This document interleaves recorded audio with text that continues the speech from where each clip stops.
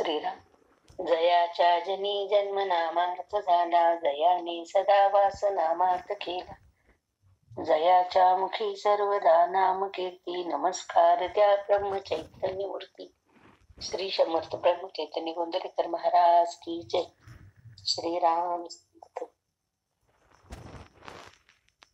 ओम नमोजी आद्या वेद प्रतिपाद्या, जय जय स्वसंवेद्या आत्मरूपा.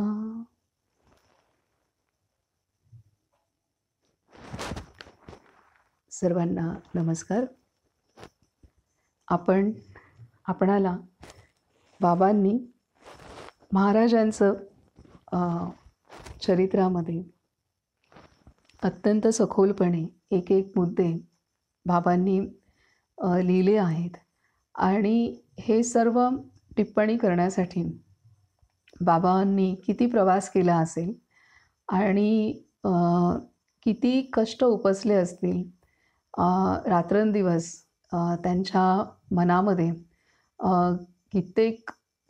कितीतरी अवधी महाराजांच्या चरित्राच्या संदर्भात मनन चिंतन झालं असेल आणि ह्या सर्व कष्टांचाच परिपाक आपल्यासमोर महाराजांचं इतकं अद्भुत चरित्र बाबांनी प्रस्तुत केलेलं आहे. त्यांनी जे लिखाण केलेलं आहे ते इतकं ओघवतं आहे की आपण त्यात हरवून जातो आणि प्रत्यक्षात जसं बाबा बेलसरे त्यांच्या चिरंजीवाने त्यांच्या मनोगतामध्ये लिहिलं आहे की बाबांच्या दृष्टीसमोर सर्व प्रसंग त्या काळी घडलेले सर्व प्रसंग जसेच्या तसे साकारत होते आणि ते बाबांनी तसं लिहिलेलं आहे. आणि आपण वाचताना सुद्धा अनुभूती घेतो आहे की आपण त्या काळात जातो. आपल्याला कोणतेही प्रयत्न करावे लागत नाही.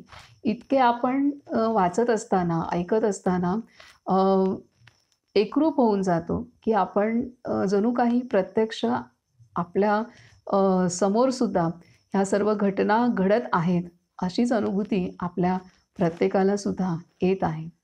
आणि इथे महाराजांनी किती कष्ट उपासले आहेत आणि किती विरक्ती आहे, किती त्याग आहे आणि महाराजांच्या सोबत त्यांच्या मातापितांना सुद्धा तेवढाच त्याग करावा लागला आहे. किंबहुना महाराजांपेक्षा जास्त त्याग मातापितांचा आहे.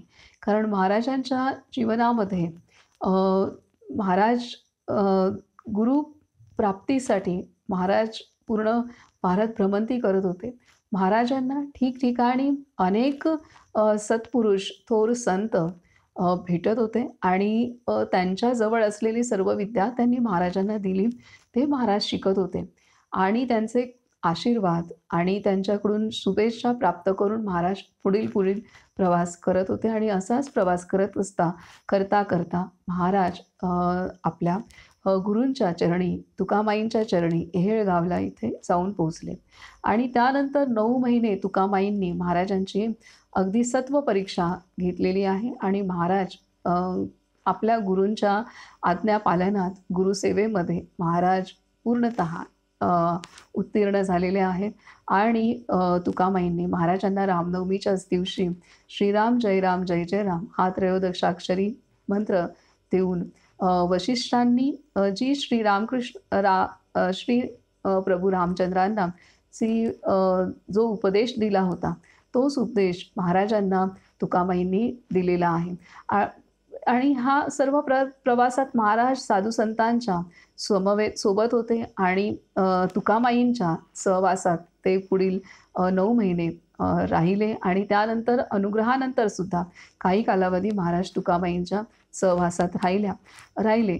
आणि तुकामाईंच्या आदेशानुसारच महाराजांनी नंतर पुन्हा महाराज नैमिषारण्येत साधनेसाठी गेलेत आणि तिथून भारतातील विविध तीर्थयात्रेंच्या ठिकाणी जाऊन महाराजांनी साधना केली आहे आणि तिथं सेवाही केलेली आहे. आणि आपल्या गुरु आज्ञेनुसार महाराजांनी नैमिषारण्यानंतर महाराज अयोध्येला गेले, रामाच्या नगरीत. त्यानंतर महाराज काशीला गेले, तिथून महाराज प्रयागला गेलेत, मथुरेला गेलेत, तिथून महाराज कलकत्त्याला गेलेत आणि कलकत्त्याहून महाराज इंदोरला आलेले आहेत. आणि इंदोरनंतर महाराज म्हणजे पूर्व भारताचा भ्रमंती महाराजांनी केली. तेथील तीर्थयात्रा महाराजांनी पूर्ण मुख्य तीर्थस्थानं महाराजांनी त्या स्थानी जाऊन महाराजांनी साधना केली आणि तिथं सेवाकार्यसुद्धा केलेलं आहे. आणि आता महाराज महाराष्ट्रात येत आहेत आणि महाराष्ट्रामध्ये महाराज गोंदवले इथे जाऊन महाराजांनी आपल्या आईवडिलांचं दर्शन घेतलेलं आहे. आणि जशी गुरु आज्ञा होती त्यानुसार महाराजांनी तीर्थयात्रेनंतर आईवडिलांचं दर्शन घेतले. नंतर आपल्या मंडळींना म्हणजे पत्नीला भेटण्यासाठी महाराज गेलेले आहेत. तिचं सुद्धा त्यांनी दर्शन घेतलेलं आहे. नंतर आपल्या बहिणीला भेटलेल्या आहेत. तर महाराजांच्या समोर हे सर्व होतं आणि महाराज कार्य करत होते, महाराज साधना करत होते. त्यामुळे महाराज ह्या सर्व कार्यामध्ये आणि साधनेमध्ये व्यस्त होते. त्यामुळे एका महाराजांचा त्याग जरी मोठा असला तरी दुसऱ्या बाजूने महाराजांना प्राप्ती होत होती आणि महाराज कार्यामध्ये मग्न होते, साधनेमध्ये मग्न होते. परंतु त्यांचे आई-बाबा मात्र जरी साधन करत असतील तरीसुद्धा पुत्र विरह आणि आपला पुत्र पुन्हा येईल की नाही, तो काय खात पित असेल, ही काळजी त्यांना अगदी रोज ते जेवत असताना पहिल्या घासाला आल्यापासून त्यांना राहिली नसणार आहे महाराजांच्या आईवडिलांना. तर अशी 9 वर्ष 8 वर्ष महाराजांच्या आईवडिलांनी ह्या महाराजांच्या वियोगामध्ये काढली. त्यामुळे महाराजांच्या आईवडिलांचा त्याग हा महाराजांपेक्षा फार मोठा होता, प्रचंड मोठा होता. आणि कारण इथे ते पूर्णतः आपलं दुःख जगाला दाखवूही शकत नव्हते आणि त्यामुळे आतल्या आत त्यांनी ते दुःख पचवलेलं आहे. आणि किती घोर लावल्यासारखं आहे की आपला बाळ कुठे असेल, काय खात असेल, तो परत येईल की नाही येईल, ही गोष्ट. आणि मध्येच त्यांना वाटायचं की मोठा साधू होऊन नक्कीच येणार आहे. परंतु तो विचार महाराजांच्या मातापितांना थोडा क्षणिक येत असेल, नंतर पुन्हा चिंता काळजी वाटत असेल. तर त्यामुळे अशा मनस्थितीत महाराजांच्या आईवडिलांनी 8 वर्ष व्यतीत केलेला आहे. खूप मोठा कालावधी आहे हा, की जो महाराजांच्या आईवडिलांना सोसावा लागला. आणि त्यानंतर महाराजांच्या आईवडिलांचं दर्शन महाराज घेत आहेत आणि महाराज त्यांना निश्चिंत करत आहेत की 1 वर्षानंतर तुम्हाला पुत्रप्राप्ती होईल आणि तुमचा मुलगा तुम्हाला पुन्हा भेटेल. तुम्ही निश्चिंतपणे नामस्मरण करा, असं महाराज आपल्या आईवडिलांना सांगतायत. आणि आपल्या पत्नीला सुद्धा त्यांनी तसाच उपदेश केलेला आहे की तू नामस्मरण चालू ठेव, लवकरच तुझे पती तुला भेटतील. तर अशा पद्धतीने महाराज इथे आश्वासन देऊन महाराज पुढील यात्रेस निघालेले आहेत. आता पुढील प्रवास महाराज काय करतायत तो आपण पाहूयात. आता इथे महाराज बहिणीला भेटलेले आहेत. त्यांची बहिणीला भेटल्यानंतर महाराज तिला सांगतायत की श्री महाराज म्हणाले, अगं आणखी साधायचे राहिले आहे काय ते मला सांग. पण हे बघ, मी आता जातो, मला फार लांब जायचे आहे, मी इथे आलो होतो असे मात्र कुणाला सांगू नकोस, मी पुन्हा लवकरच परत येईन, असे बोलून भीमाताई नावाने ओरडत असताना श्री महाराज डांबेवाडीतून त्वरित निघून गेले. आता महाराजांची पुढील यात्रा सुरू होते. रामेश्वरचा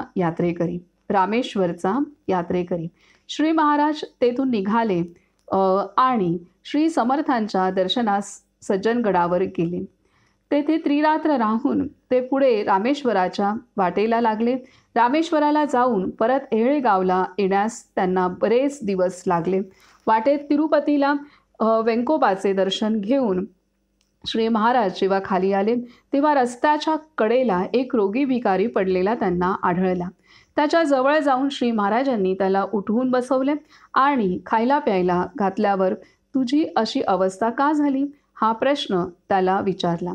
आता महाराज इथे आपल्या बहिणीच्या गावाहून म्हणजे डांबेवाडीहून महाराज आता सज्जनगडावर गेलेले आहेत आणि तिथे 3 दिवस महाराज तिथे राहिलेत आणि त्यानंतर रामेश्वरला महाराज गेलेत. तिथून रामेश्वरला जात असताना वाटेत तिरुपतीला गेलेत आणि तिरुपतीचं दर्शन घेऊन श्री महाराज जेव्हा खाली आले तेव्हा रस्त्याच्या कडेला एक रोगी भिकारी पडलेला त्यांना आढळला. आता महाराज सज्जनगडावरून इथं रामेश्वरला जायला निघालेत आणि वाटेत तिरुपतीला गेलेत. तिरुपतीचं वेंकोबाचं दर्शन घेऊन महाराज खाली येत आहेत आणि तिथे एक रोगी भिकारी त्याच्याशी महाराजांची भेट होते. तर ते सांगतात की वाटेत तिरुपतीला वेंकोबाचे दर्शन घेऊन श्री महाराज जेव्हा खाली आले तेव्हा रस्त्याच्या कडेला एक रोगी भिकारी पडलेला त्यांना आढळला. त्याच्या जवळ जाऊन श्री महाराजांनी त्याला उठवून बसवले आणि खायला प्यायला घातल्यावर तुझी अशी अवस्था का झाली हा प्रश्न त्याला विचारला. त्याने आपली हकीकत सांगितली. ती अशी, मी रेड्डी असून माझी मातृभाषा तेलगी आहे. मी एका मोठ्या जमीनदाराचा मुलगा. मी एकुलता एक होतो म्हणून माझ्या आईबापाचे माझ्यावर अतिशय प्रेम होते. या प्रेमामुळे माझे लाड फार झाले, पण या लाडांच्या पायी मला अनेक तऱ्हेच्या वाईट सवयी लागल्या. मी मोठा झाल्यावर त्यामध्ये व्यसनांची भर पडली. माझी आई होती तोवर सगळे नीट चालले, परंतु मी 30 वर्षांचा असताना ती वारली आणि माझ्या बापाने दुसरे लग्न केले. माझी नवीन आई घरात आल्यावर सगळीच परिस्थिती बदलून गेली. ती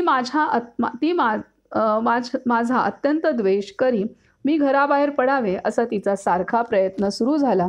कर्मधर्म संयोगाने या सुमारास मला उपदंश झाला आणि माझे अंग सगळीकडे फुटले. मी फार आजारी पडलो आणि मला उठण्याचीही शक्ती राहिली नाही. परंतु लहानपणापासून मला सांभाळणारा एक म्हातारा व प्रामाणिक गडी आमच्या घरी होता. त्याने अगदी मनापासून माझी शुश्रूषा केली. औषध पाणी चालू होते तरी माझ्या रोगामध्ये काही सुधारणा होईना. उलट दिवसेंदिवस मी खंगतच चाललो. माझ्या नव्या आईला तर मी म्हणजे नुसती पीडाच वाटत होती. म्हणून माझ्या अन्नात विष घालून माझा निकाल लावावा असे एक दिवस तिने ठरवले. पैशाच्या जोरावर माझ्या वृद्ध गड्याला वश करून घेण्याचा डाव तिने रचला. ही गोष्ट गड्याने माझ्या कानावर घातली तेव्हा पहिल्याने मी अत्यंत घाबरलो, पण काही वेळाने एक विचार माझ्या मनात आला आणि मी शांत झालो. लहानपणापासून श्री रामेश्वरावर माझे फार प्रेम आहे. मी असा विचार केला की आजपर्यंत या जगांतली सर्व उत्तम सुखे त्याच्या कृपेने मी भोगली. आता त्याच्याजवळ मागण्याचे असे मला आणखी काही उरलेले नाही.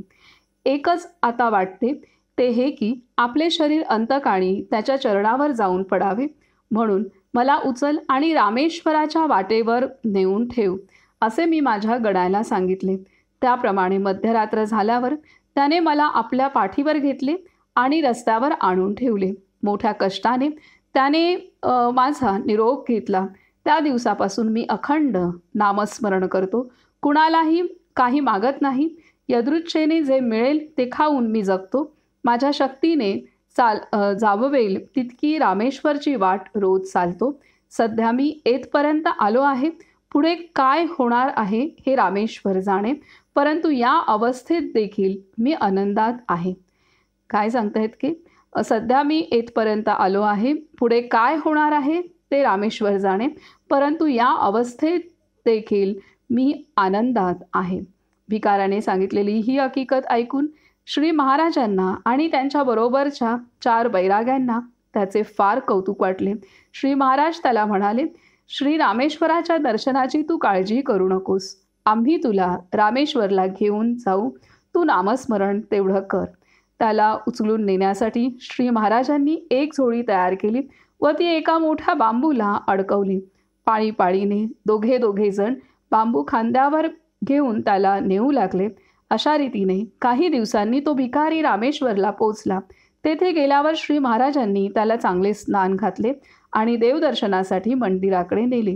श्री रामेश्वरला आपल्या प्रिय दैवताला श्री रामेश्वराला आपल्या प्रिय दैवताला समोर पाहिल्यावर त्याला इतका आनंद झाला की त्यावेळी त्याच्या तोंडून तेलुगू भाषेत एक सुंदर पद बाहेर पडले आणि त्याने देवाच्या पायावर डोके टेकले. ते पुन्हा वर उचललेच नाही. श्री महाराजांनी त्याला वाळवंटावर नेले आणि स्वतः आपल्या हाताने यथाविधी अग्नी दिला. तर काय सांगतायत की अशा रीतीने काही दिवसांनी तो भिकारी रामेश्वरला पोचला. तेथे गेल्यावर श्री महाराजांनी त्याला चांगले स्नान घातले आणि देवदर्शनासाठी मंदिरामध्ये नेले. श्री रामेश्वराला आपल्या प्रिय दैवताला समोर पाहिल्यावर त्याला इतका आनंद झाला की त्यावेळी त्याच्या तोंडून तेलुगू भाषेत एक सुंदर पद बाहेर पडले आणि त्याने देवाच्या पायावर डोके टेकले. ते पुन्हा वर उचललेच नाही. श्री महाराजांनी त्याला वाळवंटावर नेले आणि स्वतः आपल्या हाताने यथाविधी अग्नी दिला. तर आता इथे हे महाराज गोंदवल्याहून आपल्या पत्नीच्या गावी गेलेत खातोळ. तिथून ते बहिणीच्या गावी गेलेत आणि त्यानंतर बहिणीचं गाव डांबेवाडी. तिथून सज्जनगडावर गेलेत. सज्जनगडावर 3 दिवस राहिलेत आणि तिथून महाराज आता रामेश्वरला जाण्यास निघालेत. आणि रामेश्वरला जात असताना वाटेत तिरुपतीचं दर्शन घेतलेलं आहे आणि तिरुपतीचं दर्शन घेऊन खाली उतरत असताना तिथं एक रोगी भिकारी महाराजांना दिसतोय आणि महाराज त्याची चौकशी करत आहेत. तर हा भिकारी त्याची मातृभाषा तेलंगी आहे. माझी मातृभाषा तेलंगी आहे असं सांगतोय आणि त्याने आपली सर्व हकीकत सांगितली. कसा लाडात वाढलेला मुलगा होता आणि त्या अत्यंत लाडामुळे आणि श्रीमंतमुळे तो बिघडलेला आणि व्यसनाधीन झाला होता. आणि आई 30 वर्ष वयापर्यंत त्याचे सर्व लाड पुरवले गेले आणि परंतु आईच्या निधनानंतर आणि वडिलांनी दुसरं लग्न केलं त्यानंतर मात्र त्याची दुर्दशा सुरू झाली आणि त्याला आजारही जडला. एक असाध्य असा त्वचेचा आजार त्याला जडला आणि त्याची मग सावत्र आई त्याला खूप त्रास देऊ लागली आणि इतकं की त्याचे काही विष देऊन त्याला मारून टाकावं इथपर्यंत तिच्या मनात विचार आले होते. तर हे सर्व ह्यातनं सुटका होण्यासाठी त्याचे जे गडी आहेत, वृद्ध गडी जे लहानपणापासून त्या मुलाचा सांभाळ करत होते, तर त्या गड्याने त्यांना मदत केली आणि त्या मुलाच्या इच्छेनुसार रामेश्वरच्या वाटेवरती त्याने त्या गड्याने उचलून त्यांना त्या वाटेवरती आणून ठेवलेलं आहे. आणि रामेश्वरच्या वाटेवर म्हणजे त्याचं जे गाव असेल तिथून उचलून एका रामेश्वरला जी जाणारी वाट आहे त्या वाटेच्या दिशेने गड्याने त्यांना ठेवलेलं आहे आणि तिथून हळूहळू त्यांना जमेल तसं प्रयत्न करत ते पुढे सरकत तिरुपतीपर्यंत आले, जिथे महाराजांची भेट झाली आणि महाराजांना सुद्धा रामेश्वरला जायचं होतं. महाराजांच्या सोबत 4 बैरागी पण होते. तर आणि विशेष म्हणजे त्याने सांगितलं की जसं तो घरातून बाहेर आला आणि त्याला रामेश्वराच्या वाटेवरती ठेवलेला आहे त्याच्या घड्याने, त्या क्षणापासून त्याच्या अंतरातून नामस्मरण आपणहून सुरू झालेलं आहे. त्यामुळे त्याचं अखंड नामस्मरणात तो असल्याने तो सांगतोय की मी आता रस्त्यावर आलो आहे, भिकारी झालो आहे, मला अतिशय देह यातना आहेत, परंतु माझ्या अंतरी रामेश्वरला जाण्याची ओढ निर्माण झालेली आहे आणि त्यामुळे माझ्या अंतरी जे नामस्मरण सुरू झालेलं आहे आणि त्या नामस्मरणामुळे जरी माझी परिस्थिती इतकी बिकट असेल आणि हालाकीची असेल, अत्यंत गरिबीची असेल, तरीसुद्धा दैन्यवाणी आहे, रोगावस्थेतली आहे, तरीसुद्धा मी आनंदात आहे. तर हे अत्यंत मोठी गोष्ट आहे की त्या नामस्मरणाच्या बळावरती त्याला आणि जिथे त्याची लहानपणापासून भक्ती होती त्याला नेमकं ते आठवावं की आता आपणाला रामेश्वरला जायला पाहिजे, निदान आपला अंतकाळ तरी तिथं व्हावा, ह्या विचाराने त्याने रामेश्वरला जाण्याचा निर्धार केलेला आहे आणि नामस्मरणही सुद्धा त्याचं सुरू झालं आहे. इतक्या बिकट परिस्थितीत सुद्धा नामस्मरणाने मी आनंदात आहे हे तो सांगतोय महाराजांना. आणि ते ऐकून महाराजांना आणि सोबत असलेल्या 4 बैरागींना अत्यंत त्या मुलाचं कौतुक वाटलेलं आहे. आणि महाराज त्याला जोळीमध्ये घेऊन महाराज त्याला रामेश्वरपर्यंत घेऊन आले. तिथं महाराजांनी स्वतः त्याला अंघोळ घातली आणि नंतर तिथं दर्शनाला घेऊन गेले. आणि तिथं दर्शन घेतल्यानंतर त्याच्या अंतरातून त्याच्या तेलंगी भाषेमध्येच एक काव्य स्फुरण झालंय. आणि तिथे तो दर्शन घेतलंय. त्याने आपलं मस्तक चरणी ठेवलेलं आहे भगवंताच्या. आणि काव्य स्फुरण झालेलं आहे. आणि काव्य प्रकट झाल्यानंतर त्याने नमस्कार केले. आणि ते नमस्कार केल्यानंतर जे मस्तक ठेवले ते पुन्हा वर उचललं नाही. तिथे त्याची प्राणज्योत मालवली आहे. आणि मग महाराजांनी त्याचा अंतिम संस्कारसुद्धा महाराजांनी स्वतःच्या हाताने केलेले आहे. तर किती भाग्य त्या मुलाचं आणि किती श्रद्धा असेल. भले त्याचं पूर्व आयुष्य हे अत्यंत विलासीनतेत आणि व्यसनाधीन झाल्यामुळे त्याची वाट जरी चुकलेली असेल तरीसुद्धा जी भक्ती त्याच्या अंतरी लहानपणापासूनच होती त्याचं त्याला स्मरण होऊन त्या भक्तीनेच त्याला तारलं आणि त्याचा उद्धार झाला.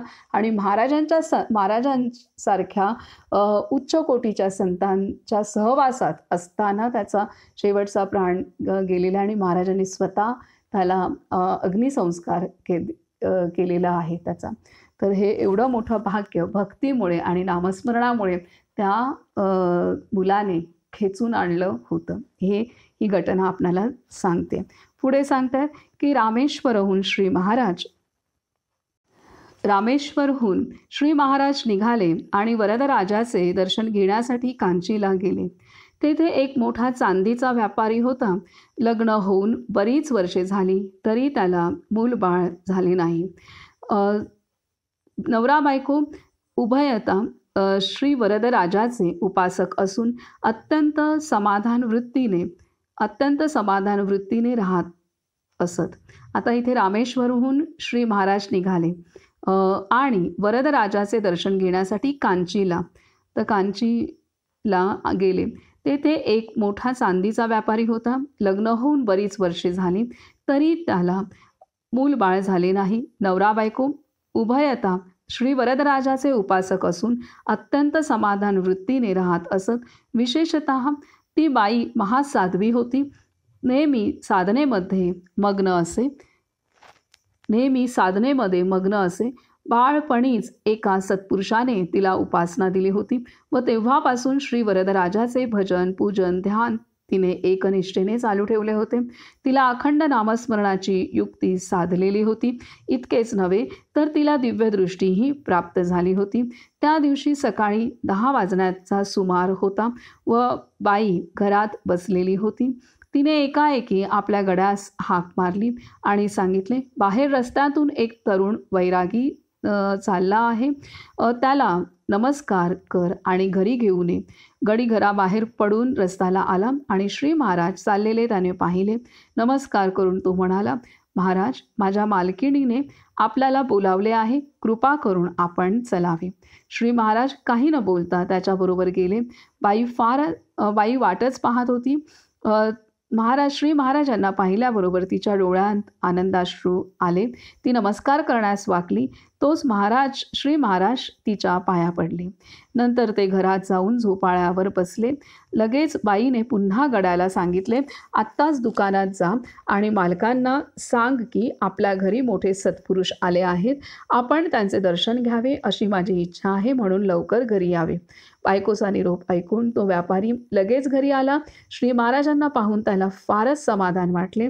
थोड्या वेळाने श्री महाराज जाण्यास निघाले तेव्हा तो वाटेत आडवा पडला आणि मोठ्या आग्रहाने त्याने श्री महाराजांना ठेवून घेतले. ते 3 दिवस तेथे राहिले. त्या बाईचा पारमार्थिक अधिकार फार थोर होता, यात शंका नाही. श्री महाराजांना पाहिले की तिच्या अंतःकरणात मातृप्रेमाचा जोरात उमाळा येई आणि तिच्या स्तनांतून दूध वाहू लागे. पुढे बरेच वर्षांनंतर गोंदवल्यास असताना श्री महाराजांनी ही गोष्ट मंडळींना सांगितली आणि म्हणाले, माझ्या गुरुची अर्धीच विद्या मला साधली. एहळे गावच्या देशमुखांच्या बायकोला तुकामाईंना पाहून दूध आले आणि शिवाय ते लहान बालक बनले, मला मात्र लहान होता आले नाही. तर आता इथे रामेश्वरला महाराजांनी दर्शन घेतलेलं आहे आणि तिथं त्या मुलाचा सुद्धा महाराजांनी उद्धार केलेला आहे. आणि त्यानंतर रामेश्वरहून परत येत असताना कांचीला श्री महाराज पोचले आणि तिथे कांचीचं एक सात्विक जोडपं होतं आणि त्यांची पत्नी, त्या जोडप्याची पत्नी तर साध्वी स्त्री होती आणि तिला दूरदृष्टीसुद्धा होती. तिला काही घटना दिसायच्या आणि त्याचप्रमाणे तिला घरात असताना तिला जाणवलं की आपला सकाळचा प्रहर होता, 10 वाजले होते आणि ती सदैव भगवंताच्या अनुसंधानात भजन, पूजन, अर्चन, नामस्मरण ह्यामध्येच लीन असायची लहानपणापासून. आणि तिला त्या दिवशी सकाळी जाणवलं की ह्या 10 वाजण्याचा सुमार होता आणि रस्त्याने एक मोठे सत्पुरुष साधू महाराज चालले आहेत. तर ती आपल्या गड्याला सांगते की त्यांना बोलावून आण. त्यांनी बोलावून आणलेलं आहे आणि महाराज आल्यानंतर ती महाराजांना पाहून तिच्या डोळ्यातनं पाणी आनंदाश्रू येत आहेत आणि ती महाराजांना नमस्कार करायला पुढे जाणार. तोच महाराज, तिने नमस्कार करायच्या आधीच महाराज तिला नमस्कार करतात. महाराजही जाणत होते की तिचा अधिकार काय आहे आणि ती स्त्रीसुद्धा पहिल्याच भेटीत किंवा रस्त्यावरून महाराज जात असताना, घरात असतानाच त्या स्त्रीने जाणलं होतं की खूप मोठे श्रेष्ठ संत रस्त्याने चाललेले आहेत आणि त्यामुळे तिला पूर्ण कल्पना होती महाराजांची, त्यांना न पाहताच कल्पना होती. आणि त्यामुळे त्या पतीपत्नींनी दोघांनी महाराजांना तिथं थांबवून घेतलं आहे आणि महाराज तिथे राहिलेत. आणि तिथं त्या दरम्यान महाराजांनी सांगितलं, महाराज सांगतायत की त्या स्त्रीला महाराजांना पाहिल्यानंतर, त्यांना मूलबाळ नव्हतं त्यामुळे तिला महाराजांना पाहिल्यानंतर वात्सल्य तिच्या आतलं जागं व्हायचं आणि तिच्या स्तनांतून दुधाचा प्रवाह आपणहून सुरू व्हायचा. तर इथं महाराज आपल्या गुरूंची आठवण सांगतायत की एहळे गावला सुद्धा असंच देशमुखांच्या बायकोला असंच तुकामाईंना पाहिल्यानंतर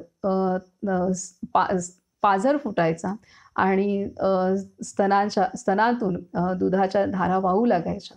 तर त्यावेळी तुकामाई स्वतः बालकरूप होऊन होत असत आणि त्या मातेचं जे वात्सल्य होतं त्याची पूर्ती तुकामाईंनी केलेली आहे. इथे मात्र महाराज सांगतात की मी माझ्या गुरूंकडून अर्धीच विद्या शिकलोय, मला मात्र लहान होता आलं नाही. तर ही कांचीला त्या बाईच्या तिला पण पाना फुटला, परंतु महाराज सांगतायत की मी लहान होऊ शकलो नाही. माझे गुरु, ह्यातून लक्षात येतं आहे की महाराजांचे गुरु तुकामाई केवढे योगी तपस्वी होते की महाराज सांगतायत की मी त्यांची अर्धीच विद्या शिकलोय आणि ते लहान होऊ शकले होते पण मी लहान होऊ शकलो नाही. हे इथे महाराज प्रांजळपणे कबूल करत आहेत आणि आपल्या गुरूंची महती सुद्धा महाराज सांगत आहेत. तर आता पुढे सांगतात. तर अशा रीतीने महाराज कांचीपुरमहून आता पुन्हा परत येत आहेत. परतीचा प्रवास महाराजांचा आहे आणि कांचीपुरम सोडले आणि महाराज आता पुढे येत आहेत. पुढे आहे की आई बापांची भेट. श्री महाराज नंतर एहळे गावला जाऊन तेथे तुकामाईंचे दर्शन घेऊन बरोबर 1 वर्षाने पुन्हा गोंदवल्यास परत आले. आता श्री महाराज कांचीपुरमवरून एहळे गावला गेले आहेत. एहळे गावला श्री महाराज नंतर एहळे गावला जाऊन तेथे तुकामाईंचे दर्शन घेऊन बरोबर 1 वर्षाने पुन्हा गोंदवल्यास परत आले. आता इथे महाराजांनी उत्तर भारतातली प्रमुख तीर्थक्षेत्र केली, तिथं साधना केली, तिथं कार्य, भक्ती प्रसाराचं कार्य केलं, तिथे नामाची महती सर्वांना पटवून दिली. प्रत्यक्षात अनुभूती पण सर्वांना आल्या आणि तिथे त्यांनी नामाचा अनुग्रह दिला. त्यानंतर महाराज आता महाराष्ट्रात येत आहेत, मध्य भारतात, आणि त्यानंतर मग तिथे गोंदवलेला आईवडिलांचं दर्शन घेतलंय, पत्नीचं दर्शन घेतलंय, बहिणीला भेटलेत. त्यानंतर सज्जनगडावर महाराज गेलेत. तिथून महाराज दक्षिणेत रामेश्वरला जाण्यासाठी निघाले. वाटेत तिरुपतीला गेलेत आणि तिथे त्या तरुणाचा उद्धार केला आहे महाराजांनी आणि दक्षिणेत पुढे रामेश्वरला गेलेत आणि रामेश्वरला दर्शन झाल्यानंतर परत येताना महाराज कांचीला त्या दाम्पत्याच्या घरी राहिलेत आणि तिथून महाराज आता पुन्हा महाराष्ट्रात आलेत आणि येळेगावला आता ही महाराजांची प्रमुख तीर्थ भारतातली पूर्ण झालीत आणि ही पूर्ण आणि गुरु आज्ञेनुसार ही अशा मुख्य तीर्थांच्या स्थानी जाऊन महाराजांनी साधन केलेलं आहे आणि तिथे सेवा कार्यही केलेलं आहे आणि तिथून ते गुरु आज्ञा पूर्ण झाली जे आदेश दिला होता त्यानुसार महाराज इथे तुकाबाईंना भेटण्यासाठी त्यांच्या इथे येळेगावला आलेले आहेत आणि तिथून आता महाराज गोंदवलेला जात आहेत. तर अशा रीतीने ही महाराजांची दुसऱ्यांदा गुरुशोधार्थ झालेली पहिली महाराजांची भारत भ्रमंती होती.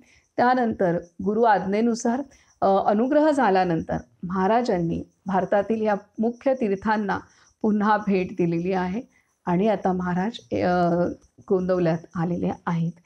सांगतात की संध्याकाळची वेळ होती. आपल्या घरासमोर जाऊन त्यांनी जय जय रघुवीर समर्थ म्हटले. ते ऐकून गीताबाई भिक्षा घेऊन बाहेर आल्या. त्यांनी गोसावी बुवांना आपल्या मुलांबद्दल विचारले. गोसावी बुवा म्हणाले, माय, तुमचा मुलगा उद्या तुम्हाला भेटेल. त्या रात्री त्यांनी मुक्काम मारुतीच्या मंदिरात केला. दुसऱ्या दिवशी पहाटे चिंतूबुवा बहिर दिशेला चालले होते. त्यांना श्री महाराजांनी नावाने हाक मारली. चिंतूबुवा फार चपापले, पण लहानपणाच्या 1-2 खुणेच्या गोष्टी सांगितल्यावर श्री महाराजांच्याबद्दल त्याची खात्री पटली आणि बाहेर जाऊन आल्यावर रावजींना कळवावे म्हणून लगबगीने गेला. इकडे श्री महाराज पुन्हा आपल्या घरासमोर आले आणि जय जय रघुवीर समर्थ म्हणाले. गीताबाईंनी काहीतरी भिक्षा घालायला आणली तेव्हा ते म्हणाले, माय, ही भिक्षा मला नको. उतरंडीच्या कोपऱ्याला घट्ट दह्याची दगडी आहे ती आणून दे. लहानपणी श्री महाराजांना घट्ट दही फार आवडे म्हणून त्यांच्यासाठी त्या दगडीमध्ये गीताबाई रोज दही लावून ठेवीत असत.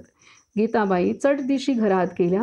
त्यांनी ती दह्याची दगडी बाहेर आणली आणि मोठ्या कौतुकाने श्री महाराजांच्या समोर केली. पण ती न घेता श्री महाराज आपल्या आईकडे पाहून नुसते हसले.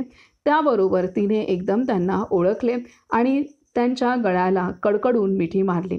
माझा गणू मला भेटला असे म्हणून आईच्या डोळ्यांना धारा लागल्या आणि माझी आई मला भेटली म्हणून मुलाच्या डोळ्यांना पाणी येत होते. ही गडबड ऐकून रावजी तेथे आले. श्री महाराजांनी त्यांना साष्टांग नमस्कार घातला. इतक्यात चिंतूबुवा आले. घरातील सर्व मंडळी जमली आणि जिकडे तिकडे आनंदाचे वातावरण पसरले. तर महाराज आणि आई वडिलांची भेट झालेली आहे आणि पुढे सांगतात की 9 वर्षांनी श्री महाराज आपल्या घरी परत आले होते. त्यामुळे सर्वजण सारखे त्यांच्या भोवती राहून त्यांना अनेक प्रश्न विचारित. बालपणचे सारे मित्र भेटायला आले आणि त्यांचे कौतुक करू लागले. गीताबाईला तर त्यांना कुठे ठेवू आणि काय करू असे होऊन गेले.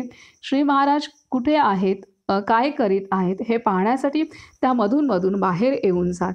श्री महाराजांचे बालमित्र त्यांना प्रवास वृत्त विचारित आणि प्रवासामध्ये पाहिलेल्या गमती एकदा ते सांगू लागले की रावजींच्या सकट घरांतील सर्व मंडळी ऐकाव्यास येऊन बसत व गोष्टी सांगता सांगता रात्रसुद्धा संपून जाई.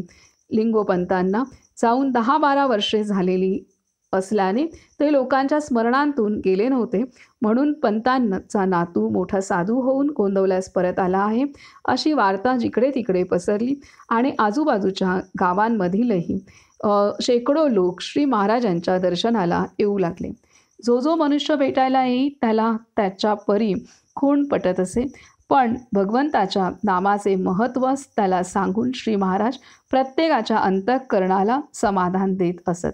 थोड्याच दिवसात ज्याच्या त्याच्या तोंडी त्यांचे नाव झाले आणि त्यांची लोकप्रियता भराभर वाढू लागली.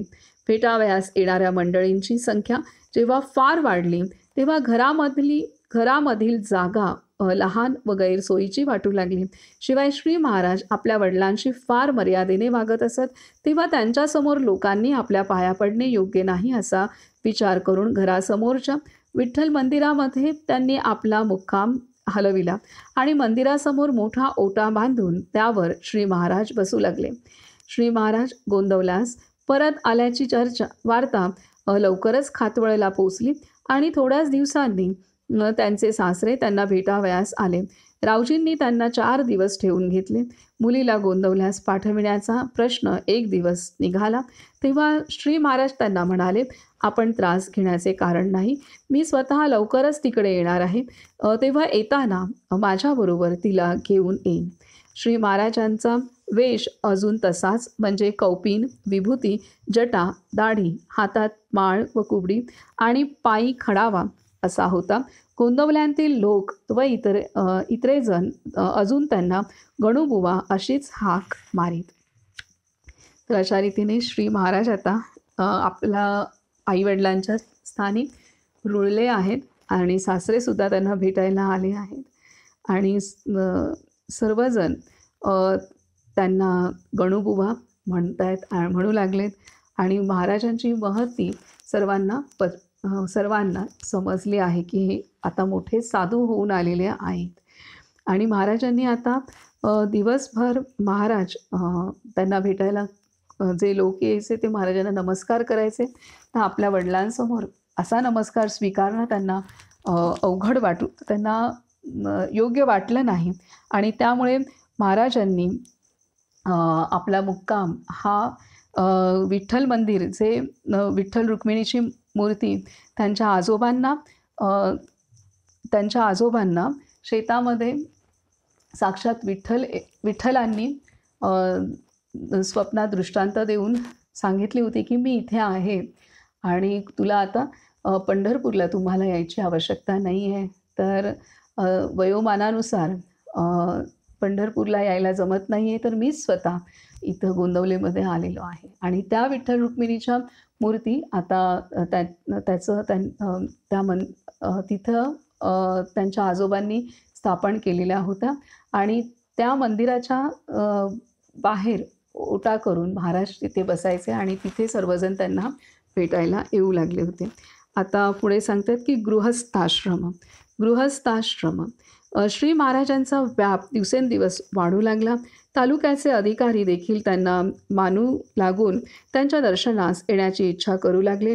या गोष्टीचे त्यांच्या काही आप्तजनांना वैषम्य वाटू लागले. त्यांना वाटले की गणूने वैराग्याचा वेश धारण केल्यामुळेच लोक त्याला फसतात आणि मांडतात. तेव्हा हा वेशच उतरविला आणि त्याला 4 चौघांप्रमाणे साधा गृहस्थाश्रमी बनविला तर हे साधूपणाचे बंड आपोआप मोडेल. म्हणून एके दिवशी संधी साधून जटाभार उतरविण्याची गोष्ट चिंतूबुवांनी श्री महाराजांपाशी काढली. त्यावर श्री महाराज लगेच म्हणाले, जटाभार उतरवायला माझी मुळीच हरकत नाही, पण त्याच्यासाठी होम, हवन, अन्न संतर्पण अशी मोठी सांगता आहे. तिला फार खर्च येईल. त्या मंडळींनी स्वतः खर्च करण्याचे कबूल केले आणि श्री महाराजांनी तो विधी करण्यास आपली संमती दिली. मग काही दिवसांनी शास्त्रोक्त पद्धतीप्रमाणे होम, हवनादी सर्व विधी होऊन श्री महाराजांचा जटाभार उतरविला गेला. बरेच दिवसांत झाले नव्हते इतके विपुल अन्नदान या निमित्ताने श्री महाराजांच्या घरी आले. इतरांना असूया वाटू लागली की महाराजांचा वेश हा वैराग्याचा वेश धारण केला आहे म्हणून लोक त्यांना मांडतायत. तर हा जटाभार आणि सर्व वैरागी वेशच जर काढला गेला तर लोक फसणार नाहीत असं त्यांना अनेकांना वाटू लागलं आणि त्यामुळे जटाभार काढण्याचा विधी केलेला आहे आणि महाराजांनी तो आनंदाने केलेला, त्याला संमती पण दिली आणि आनंदाने तो पार पडला. या प्रसंगी श्री महाराजांचे सासरेही आमंत्रणावरून मुद्दाम गोंदवल्यास आले होते. तेव्हा एक दिवस गीताबाईंनी श्री महाराजांपाशी सुनबाईस घेऊन येण्याची गोष्ट काढली. त्यांनी खातवळ्याला जाण्याचे लगेच कबूल केले आणि त्याप्रमाणे दुसऱ्या दिवशी सकाळी सासऱ्यांच्या बरोबरच ते गेले. ते आल्याचा खातवळ येथील सर्व मंडळींना आनंद झाला. गेल्या वर्षी मारुतीच्या मंदिरात आपण त्यांनाच त्यांच्याबद्दल प्रश्न विचारला होता. याची आठवण होऊन सासूबाई लाजेने चूर होऊन गेल्या. 10 वर्षांनंतर दृष्टीस पडणाऱ्या आपल्या सौभाग्याला किती पाहू आणि किती नाही असे सरस्वतीबाईला त्यांच्या कुटुंबाला झाले आणि श्री महाराज स्वतः आपल्याला नेण्यासाठी आले आहेत या विचाराने परम आनंद झाला. खातवळला अनेक लोक त्यांचे दर्शन घेऊन गेले. तेथे 4 दिवस राहून श्री महाराज आपल्या कुटुंबाला घेऊन गोंदवल्यास परत आले. बैरागी वेशाचा त्याग करून मुंडन केल्यावर श्री महाराज अगदीच निराळे दिसू लागले.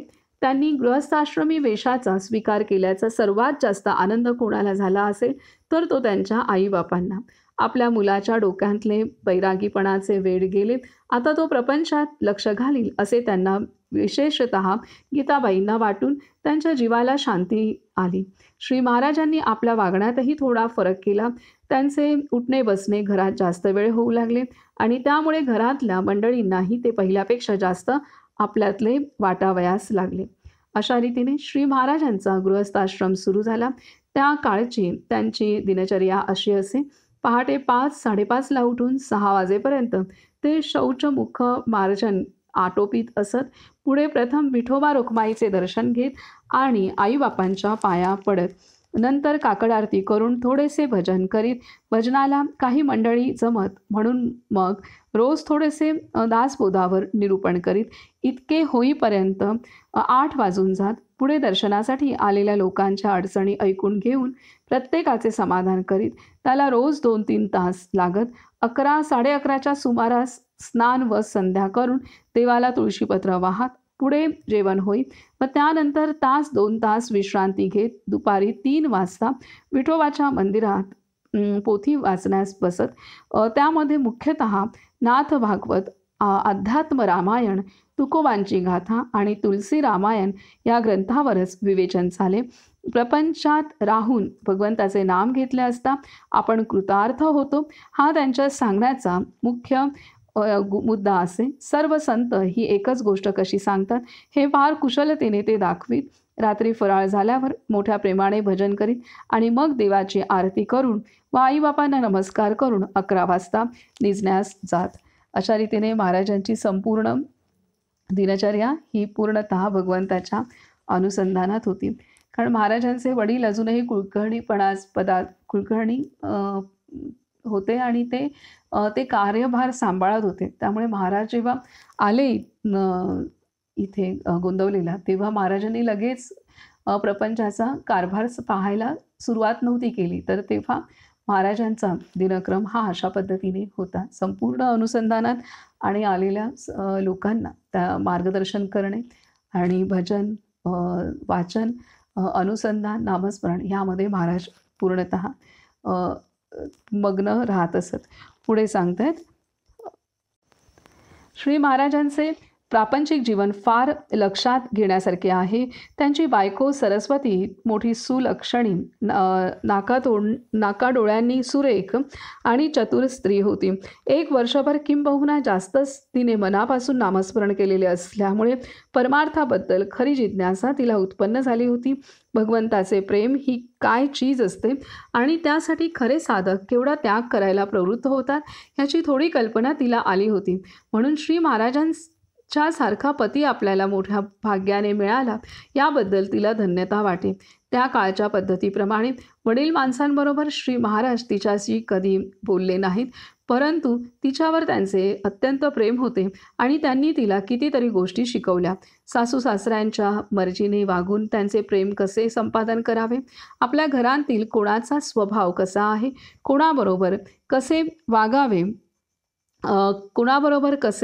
वागावे, कोणाचे अंतःकरण न दुखावता कसे बोलावे, दाराशी आलेल्या माणसास विन्मुख न होऊ द्यावे, देवाची भक्ती कशी करावी, भजन कसे करावे, नामस्मरण कसे टिकवावे, अपवाद व निंदा कशी गिळावी, इतकेच नव्हे तर तूप कसे वाढावे, देवासाठी हार कसा करावा आणि पैशाचा व्यवहार कसा करावा, अशा अनेकविध गोष्टी श्री महाराजांनी तिला शिकवल्या.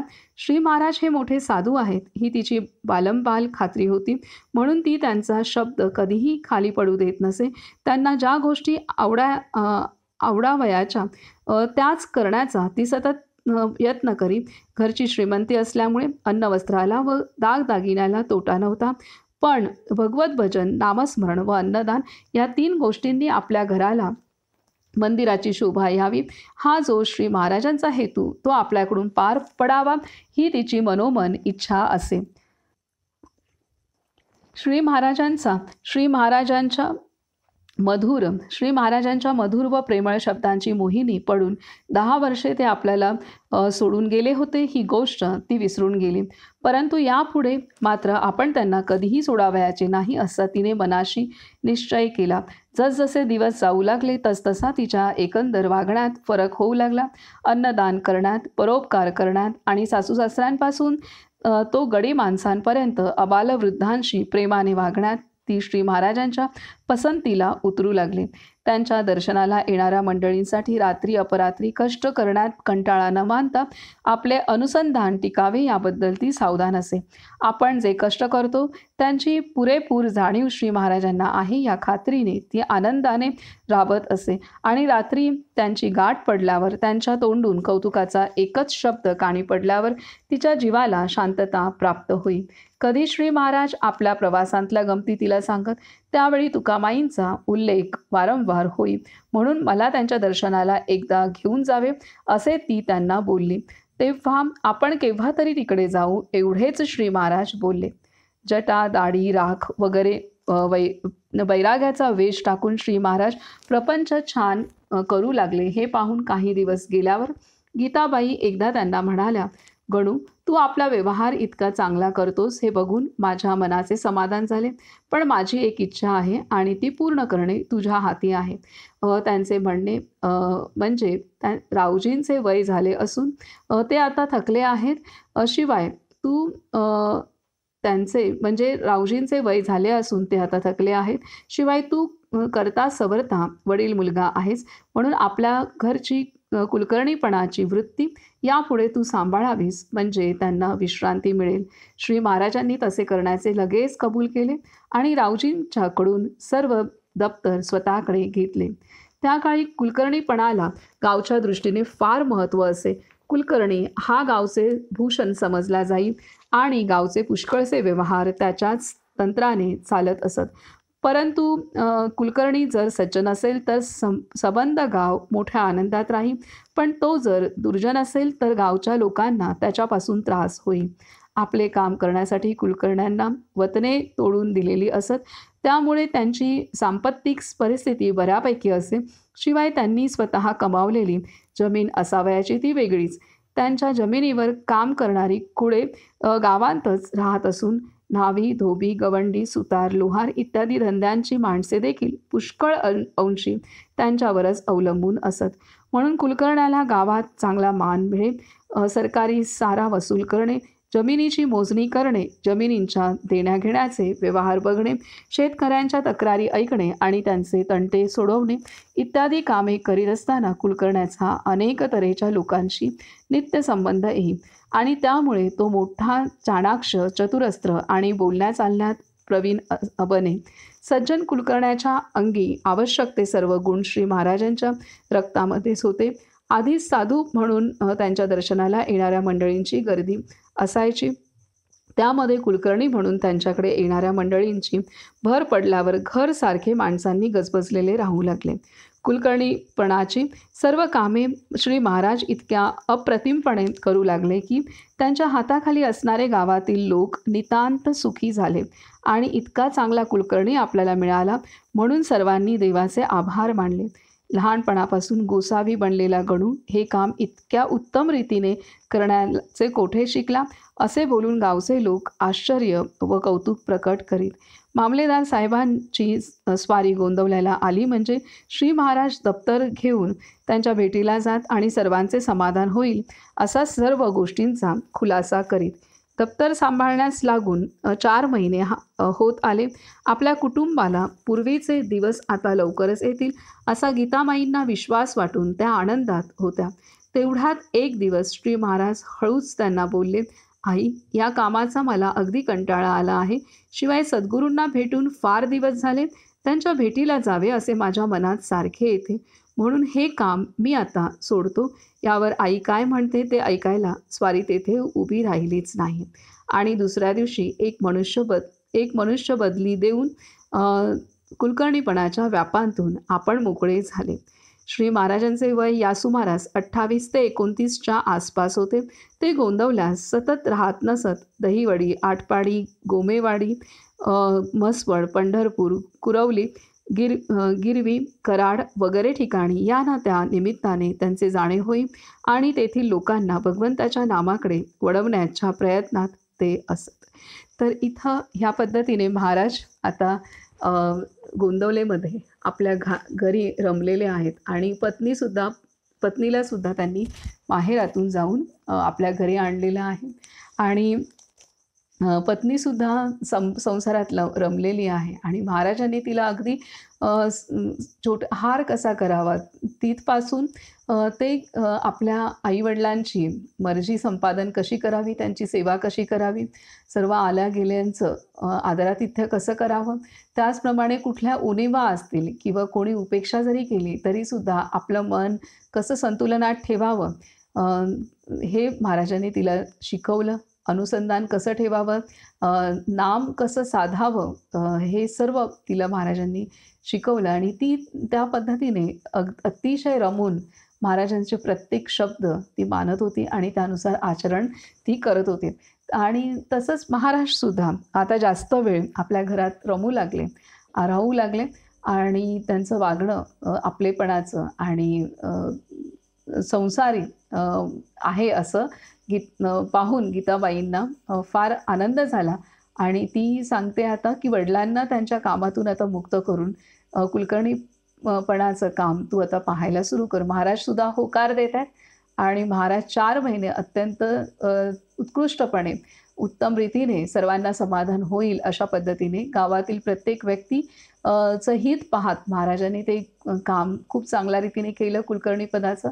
परंतु महाराज 4 महिन्यांपेक्षा जास्त काही त्यात रमू शकले नाहीत आणि त्यांनी आईला सांगितलं आता मला पुरे हे काम आणि त्यांनी आईचं उत्तर काय येतं आहे त्याचं वाट न पाहता त्यांनी आपल्या त्या जागी ते काम करण्यासाठी एक बदली व्यक्ती नेमली सुद्धा आणि मग महाराज आपले भक्तीचा प्रसार करण्यासाठी महाराज मुक्त झाले आणि गोंदवल्यात कमी असत आणि महाराजांचा प्रवास जास्त असे. आसपासच्या खेड्यापाड्यात जाऊन महाराजांनी भक्ती वाढवण्याचं कार्य केले. आता पुढे सांगतात की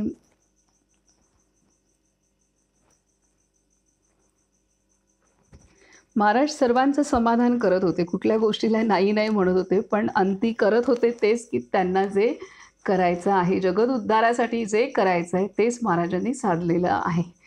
आईचं समाधान केलं 4 महिने काम करून आणि नाही म्हटलं नाही तर ते केलं. नंतर त्यांना जे करायचं आहे त्याच मार्गी ते लागलेले आहेत. मग तिथे नंतर आईची परवानगी पण घेतली नाही आणि कारण त्यांनी ती मुभा पण आईने जसं म्हटलं तसं त्यांनी आधी केलंसुद्धा, पण आता रमतच नाही माझं मन तर ती तरी काय करेल. पण नाही असं म्हटलं नाही आहे तर करून नंतर सोडलेलं आहे काम.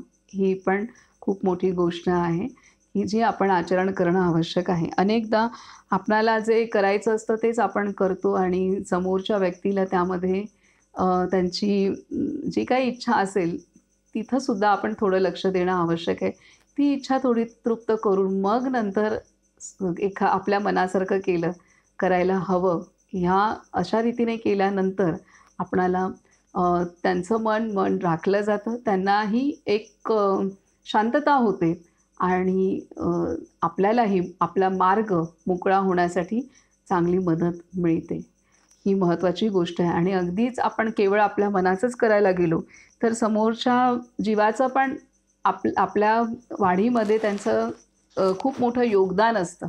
तर आपण त्यांचं म्हणणं तसंच डावलून पुढे गेलो तर तेवढं हिताचं होत नसतं. पारमार्थिकदृष्ट्यासुद्धा आणि सांसारिकदृष्ट्यासुद्धा ते हिताचं नाही आहे आणि विशेषतः पारमार्थिकदृष्ट्या आपल्याला जे आप्तस्वकीय आहेत, ज्यांनी आपल्याला वाढवलं, त्यांचं मन राखूनच पुढे जाणं हा खरा परमार्थ आहे आणि थोडं राखणं आणि नंतर आपल्याला जे आवश्यक आहे कल्याणासाठी, स्वकल्याण आणि जगत उद्धार, त्यासाठी नंतर जी योग्य भूमिका घ्यायची ती घ्यायचीच आहे.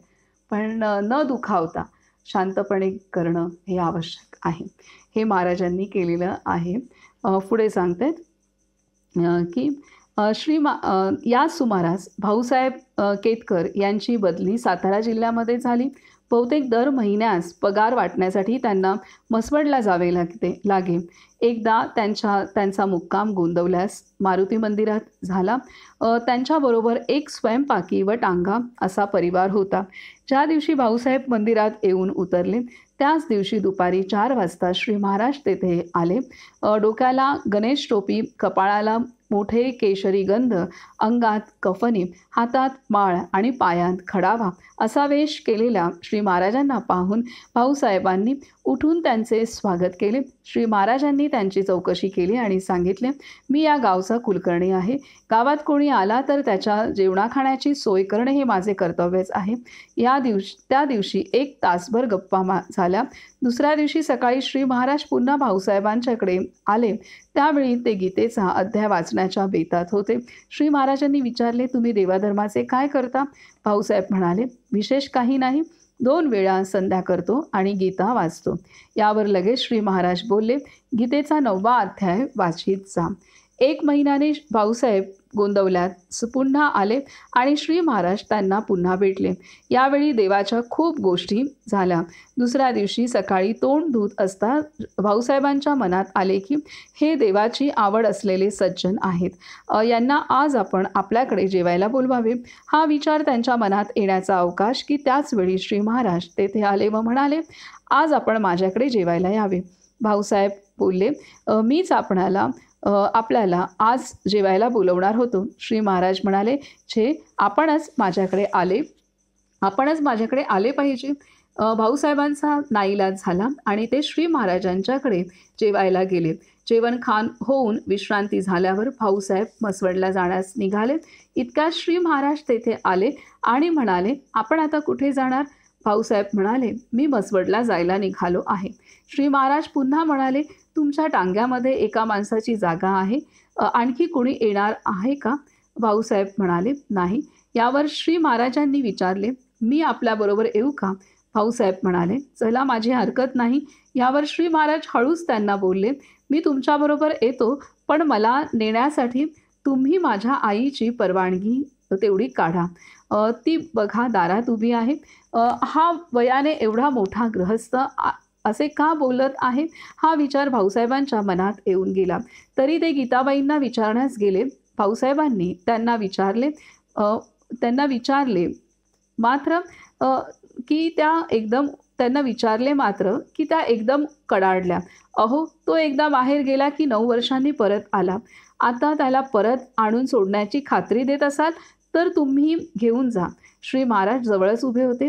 त्यांच्याकडे पाहत भाऊसाहेब बोलले, बघा बुवा, तुमची आई तर असे म्हणते. लगेच श्री महाराजांनी उत्तर दिले, छे, तसे होणार नाही. मी 2-3 दिवसांत अगदी आपल्यासमोर परत येईन. आईला नमस्कार करून श्री महाराज भाऊसाहेबांच्या बरोबर निघाले. मसवडला पोचल्यावर ते भाऊसाहेबांना बोलले, माझ्या ओळखीची मंडळी इथे आहेत, त्यांच्याकडे मी उतरायला जातो असे सांगून ते निघून गेले. तेथून ते पंढरपूरला गेले. भाऊसाहेब केतकर व श्री महाराज यांची यानंतरची भेट 25 वर्षांनी गदगला झाली.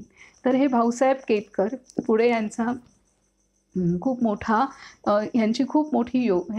मोठा सहभाग आणि योगदान आहे महाराजांचं कार्य.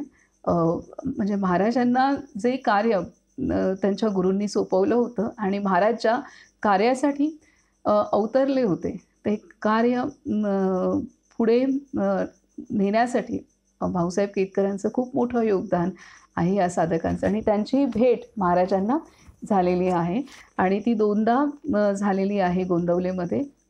तर पहिल्या भेटीच्या वेळेला महाराजांनी त्यांना सांगितलेलं आहे की तुम्ही गीतेचा 9वा अध्याय वाचत जा. आणि दुसऱ्या भेटीच्या वेळेला महाराजांनी भाऊसाहेब केतकरांना आपल्याकडे जेवायला बोलवले आणि त्यांच्यासोबत महाराज मसवडला पण गेलेत. आणि मसवडला जाण्याचं निमित्त करून महाराज तिथून पंढरपूरला गेलेले आहेत. आणि हे भाऊसाहेब केतकर नंतर बरोबर 25 वर्षानंतर गोंदवल्यास 25 वर्षांनी इथे सांगतात की भाऊसाहेब केतकर व महाराज यांची यानंतरची भेट 25 वर्षांनी गदगला झाली.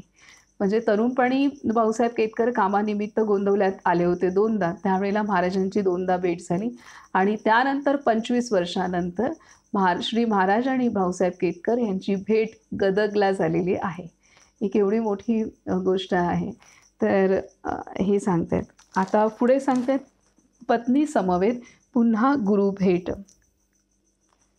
तर अशा रीतीने इथे महाराज गोंदवल्यामध्ये आलेले आहेत. आईची मर्जी राखण्यासाठी कुलकर्णी पदाचं कामसुद्धा 4 महिने सांभाळलं. त्यानंतर आईची परमिशन आईच्या कानावर घालून त्यांनी तिथं बदली व्यक्ती नेमलेली आहे आणि ज्या कार्यासाठी आपण आलो आहोत ते कार्य महाराजांना जन्मापासूनच माहीत होतं आणि त्यानुसारच महाराजांनी प्रत्येक पाऊल त्यांच्या जन्मानंतर उचललेली आहेत आणि त्यामुळे कुलकर्णी पदाचं कामसुद्धा त्यांनी बदली व्यक्तीच्या हाती सोपवून त्यांनी जगत उद्धारासाठी पुन्हा महाराज प्रवास करू लागलेले आहेत. आणि ते केतकरांची भेट त्यांच्या श्री केतकर यांची भेट महाराजांची झालेली आहे. तर अशा रीतीने इथे महाराजांचं गोंदवल्यातील वास्तव्य कसं सुरू झालं या संदर्भात बाबांनी आपणाला सांगितलेलं आहे. इथं आपण थांबूयात आणि उद्या भेटू. महाराजांचं नाम घेऊया.